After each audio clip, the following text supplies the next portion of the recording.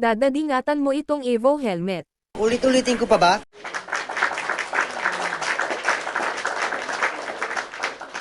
Siyempre anak, ingatan ko to, ang pogi ko kaya kapag suot ko na to. Bola lang yan. Sabi ni mamam kapag mawala yang Evo helmet, papanggat ka na.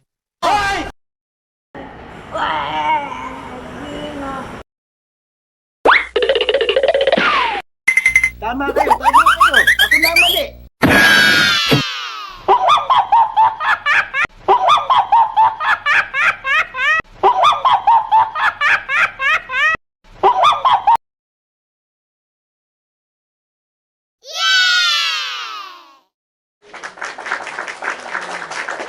Sa classroom may batas. Bawal lumabas o bawal lumabas. Kaya dadad, huwag munang tanggalin yan Evo helmet, para lagi kang pogi.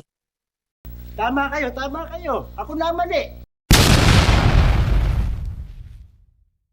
Nakakagigil ka. Umuwi ka na?